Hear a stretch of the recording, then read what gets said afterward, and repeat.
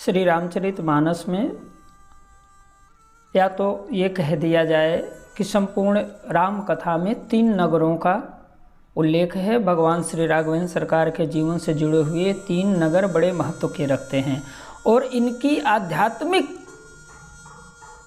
अपनी व्याख्या है, तात्विक इसके विवेचन हैं जो इस बात को दर्शाते हैं कि इन नगरों की भूमिका कैसी थी और इन नगरों का जो विशेषण है उसका अर्थ क्या है मनुष्य जीवन में। मेरे भाई बहन, तो आइए हम सभी मिलकर के इसको गहराई से समझने की चेष्टा करते हैं।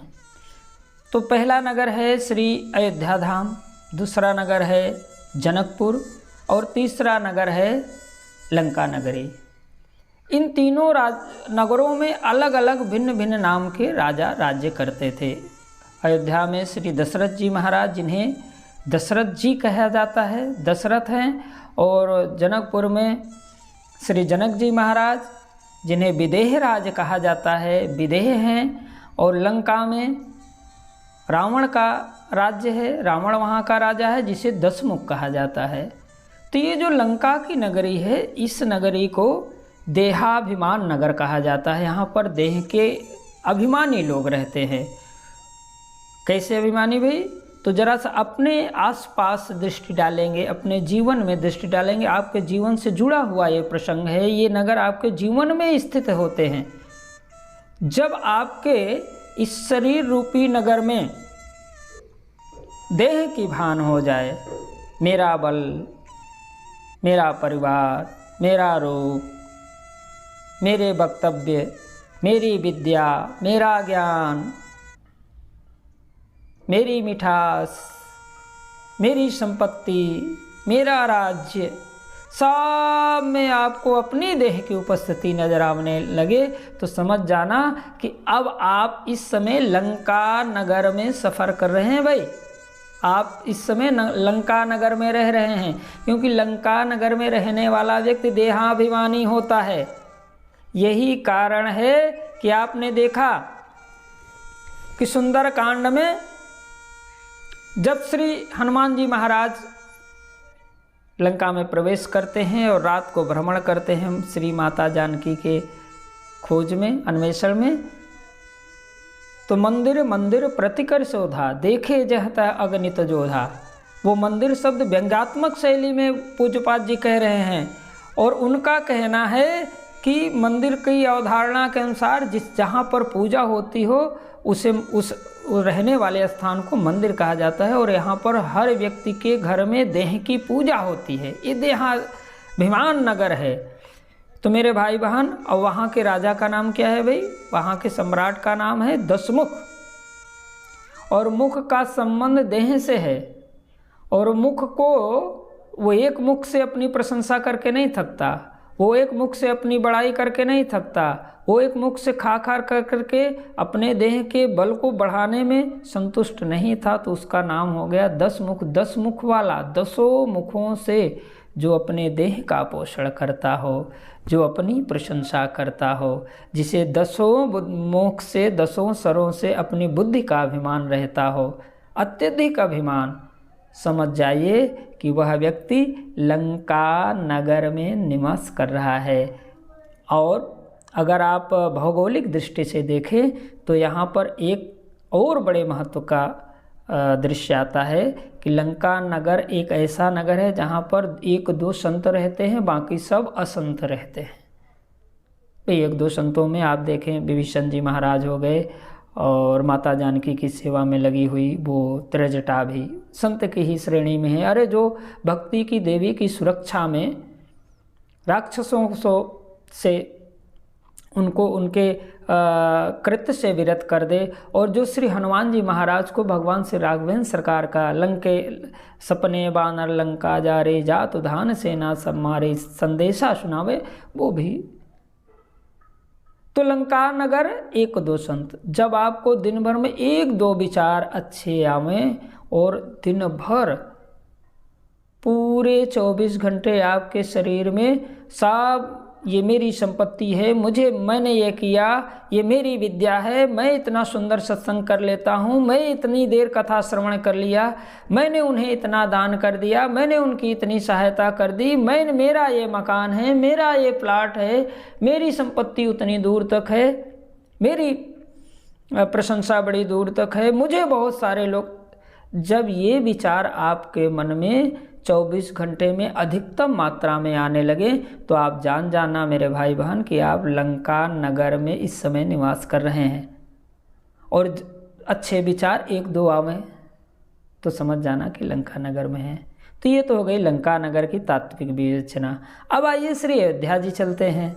श्री अयोध्या जी नगर में और लंका नगर में एक साम्य है, एक समता है दोनों में 10 की संख्या की समता है भाई। वहाँ दशमुख का शासन है, यहाँ पर दशरथ का शासन है अयोध्या धाम में। तो ये जो दशरथ शब्द है इसका भी तात्विक अर्थ है, इसका आध्यात्मिक विवेचना अगर संतों से हमने जो श्रवण की उसके अनुसार ये जो रथ है ये साधना के पथ पर है, धर्म के स्वरूप में रथ को सखा धर्ममय असरथ चाका, भगवान श्री राघवेंद्र सरकार रथ को धर्म का स्वरूप मानते हैं। क्यों भाई? बोले रथ में 2 पहिए होते हैं। कौन कौन से? बोले श्रद्धा और विश्वास का। और उसमें घोड़े लगे होते हैं 4। इसकी विस्तृत चर्चा हम लोग किसी और प्रसंग में करेंगे। अभी तो ये मानिए कि ये 10 मुख और दशरथ में समानता जो 10 की है उसकी चर्चा हो रही है आध्यात्मिक तौर पे। तो ये जो 10 की संख्या है, ये दशरथ की संख्या है। तो ये जो 10 इंद्रियां आपकी हैं, 5 कर्म इंद्रिय, 5 ज्ञान इंद्रिय, इनके 5 कर्म इंद्रियों और 5 ज्ञान इंद्रियों से जो साधना की डोरी लगाम अपने हाथ में रखे और श्रद्धा विश्वास रूपी पहिए से जुड़ा हुआ जो धर्म रथ को साध करके सही मार्ग पर लेकर चले, उसे दशरथ कहा जाता है। और ये श्री अयोध्या जी की नगरी जो है ये दशरथ जी की नगरी है। तो दशरथ जी की नगरी में कैसे है भाई? जब आप दशरथ जी की नगरी में अधिकतम संत रहते हैं, 1-2 असंत रहते हैं, जैसे मंथरा हो गई। और समय काल के अनुसार माता कैकेयी के भी विचार में असंतत्व आ गया, तो भगवान को जो अपने से दूर करे वो तो असंतत्व की ओर ही इंगित करता है। मानव की दृष्टि से, लीला की दृष्टि से तो उसके कोई और अर्थ हैं। तो ये जो 10 मुख की नगरी है वहाँ पर कम संत रहते हैं, अधिकतम असंत रहते हैं। ऐसे ही आप जिस नगर में रहते हो, यानी कि आत्मा जिस शरीर में रहती है उसमें अगर अधिकतम विचार, अधिकतम कर्म असंत के हैं तो समझ जाना मेरे भाई बहन आपके नगर का नाम लंका हो गया। दशमुख का शासन है आपके वहाँ पर नगर में। और जहाँ पर सभी संत रहते हों, दिन भर सद्विचार आते हों, चलो भाई हम कर्तव्य का पालन ईमानदारी से करेंगे, परिवार का पालन ईमानदारी से करेंगे, संसार के सभी मान्यताओं का पालन अच्छे से करेंगे, सबकी सेवा करने की कोशिश करेंगे, किसी को दुख नहीं पहुंचाएंगे, किसी की बेईमानी नहीं करेंगे, किसी को अनावश्यक हम लोग प्रताड़ित नहीं करेंगे किसी को, तब आप समझ जाना कि आप इस समय श्री अयोध्या धाम में रह रहे हो। आप इस रथ के, इस धर्म रूपी रथ के लगाम को साध के रखते हैं और आपके नगर का नाम इस समय हो गया श्री अवध धाम और आप देहाधिकार नगर में निवास कर रहे हो। अब यहाँ पर कभी कभी विचार आ जाता है, कभी कभी 1-2 मंथरा की तरह असंत लोग भी प्रकट हो जाते हैं। तो ये दूसरा नगर है श्री रामचरितमानस में जो भगवान श्री राघवेंद्र सरकार के लीला से जुड़ा हुआ प्रमुख नगरों में से है और प्रथम नगर है। और एक तीसरा नगर है जो मध्य में है, लंका और दशमुख और दशरथ के मध्य में एक और तीसरा नगर है, उसका नाम है जनकपुर। अब जनकपुर को हम लोग जो श्रवण करते हैं, जो अध्ययन करते हैं, उसके अनुसार विदेह नगर भी कहा जाता है। अब विदेह शब्द का, अच्छा देखो भाई, अब जब देहाधिकार नगर में देह है और देहाभिमान नगर में भी देह हैं, दोनों नगरों में, लंका में भी देह हैं और अयोध्या में भी देह हैं, लेकिन एक ऐसा विचित्र नगर है, अनोखा नगर है, जहाँ पर देह है ही नहीं। यहाँ पर तो कहते हैं विदेह नगर है, जहाँ देह की भावना ही ना हो। यही कारण है कि यहाँ पर कौन रहता है भाई? बोले सब संत ही संत रहते हैं, एक भी असंत आपको कहीं भी पढ़ने को जनकपुर में मिलेगा ही नहीं।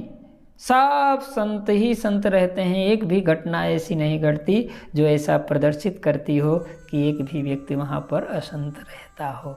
हाँ, ये है कि विदेह नगर में भी उसकी आमंत्रण पर बहुत सारे असंत इकट्ठा हो जाते हैं, जैसे धनुष यज्ञ के समय इकट्ठा हुए। और जब कोई विदेह नगर में विदेह महाराज जब आमंत्रण देते हैं, बहुत सारे असंत इकट्ठा भी हो जाते हैं, तो उसमें भगवान श्री राघवेंद्र सरकार पधारते हैं और सभी असंतों को संतुष्ट करके उस विदेह नगर की रक्षा भी करते हैं। तो ये 3 नगर हो गए, देह नगर, देहाधिकार नगर, विदेह नगर। इन तीनों नगरों के भगवान श्री राघवेंद्र सरकार की लीला में महती भूमिका है और ये सभी हमारे जीवन से जुड़े हुए नगर हैं। हम भी इन्हीं किसी 3 में से एक नगरों में सदैव विद्यमान रहते हैं। यदि सावधानी बरती जाए तो व्यक्ति विदेह नगर में भले ही न हो, लेकिन देहाधिकार नगर में रह करके भगवान श्री ईश्वर प्रकट कहाँ होता है भाई? सभी कहते हैं भगवान हमारे यहाँ प्रकट हो जाएं, भगवान हमारे यहाँ आ जाएं, तो भगवान आता कहाँ है भाई? और भगवान परवश कहाँ होता है भाई? श्री अयोध्या धाम में, है ना। तो देहाधिकार नगर में ईश्वर प्रकट होता है। तो यदि आप चाहते हैं आपके हृदय में ईश्वर का प्रकटीकरण हो, तो आप कृपया अपने मन को, अपनी बुद्धि को, अपने विचार को देहाधिकार की ओर ले जाएं और धीरे धीरे करके एक दिन ऐसा आएगा जब आपके इस हृदय रूपी आंगन में ईश्वर प्रकट हो जाएगा।